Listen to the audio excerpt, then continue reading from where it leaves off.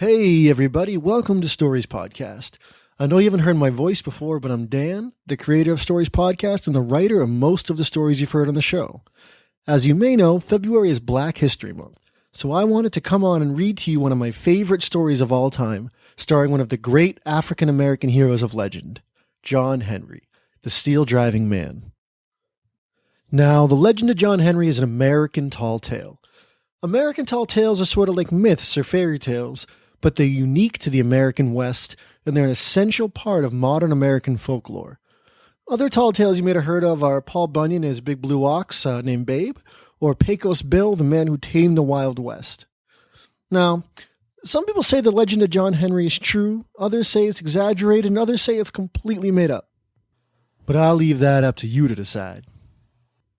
Now, the legend of John Henry. John Henry was a mighty man. He was taller than any man had a right to be and strong enough to do the work of 4 regular-sized fellows. Unfortunately for him, he was born a slave in 1840s America, in a time before folks had figured out that slavery was a terrible, terrible thing. Well, luckily for old John, slavery was abolished, meaning ended, canceled, kaput, after the Great American Civil War, which is a story for another day. So one day he up and found himself a free man. Now, just because the slaves are free doesn't mean everything was great. It was a tough time to be African American in America, and John soon found himself working the rails with a gang of other former slaves. Now, that work crew loved, and I mean loved, John. You see, it was a hard and brutal kind of work they were doing. They would set a steel drill against some rock and drive it in with blow after blow from a giant sledgehammer to make a hole. It was just as miserable as it sounds, but John was so strong he drove that steel into the rock like it was butter, and he took a great amount of pride in his work. He was the kind of man that made the other men proud, the kind of man that kept them going when the going got tough, and the kind of man who did more than his fair share of the hardest work there was. And I'll tell you, as hard as things were day to day, there came a time when they got a whole lot harder. See, at this point, John was working for the Chesapeake and Ohio Railroad, called the C&O for short, driving steel to lay the railroad tracks. And unfortunately for the C&O and the workers they employed, the tracks they were running ran straight into the Big Bend Mountain. Now, the owners tried to go around the mountain, but it was just too dang wide. They tried to go over it, but wouldn't you know, it was too dang tall.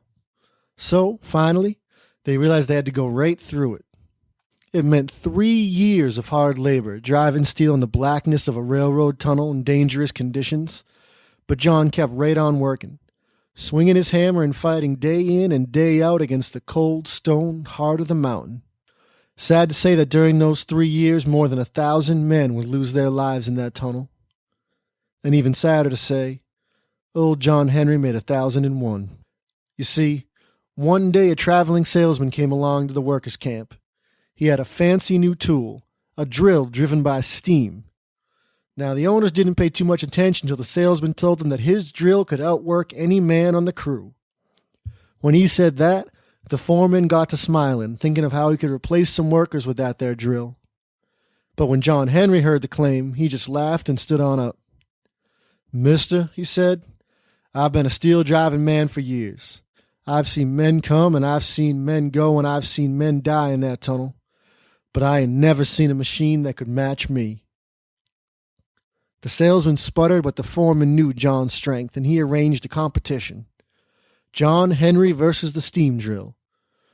Whoever could drive more steel and make a deeper hole would be the winner.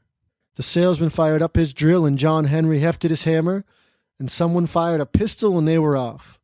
The steam drill, let me tell you, it was a slick piece of technology. It whumped and whistled and whirred and drove straight into the mountain like a hot knife through butter. And the salesman smiled, a smug little smile, until he turned to look at John Henry. John Henry swung his hammer so fast his arms were a blur. He wasn't like a hot knife through butter. He was like fire eating up paper, like waves crashing on the shore. Boy, let me tell you, he was like time itself, unstoppable, relentless, and steady as the ticking clock. Well, the salesman couldn't let himself be beat, so he threw that machine into overdrive, and it went double time, whumping and whistling and whirring, and it got going so hard it worked itself all to pieces. Metal flew and metal crashed, and that steam drill whumped its last whump and dropped over, dead as a doornail. John Henry stopped, and he looked at the machine, broken and defeated on the ground. And he raised his giant sledge calmly in the air. And the men all cheered and hooted and hollered and threw their hats.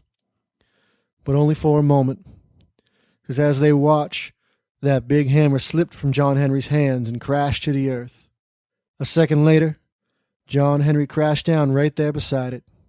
He had worked so hard and so fast his heart hadn't been able to keep up, and it had burst right there in his chest.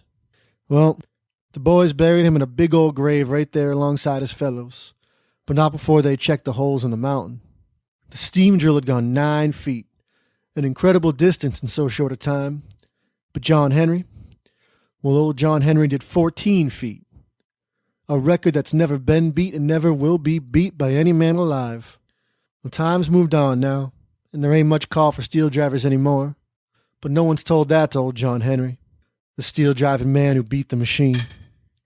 They say if you go to that old Big Bend tunnel today and you listen real close, you can still hear the echoes of John Henry's great pounding hammer, fighting day in and day out against the cold stone heart of the mountain.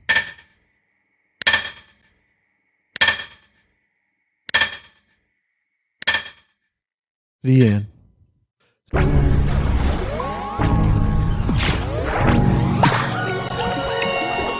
Thanks for listening.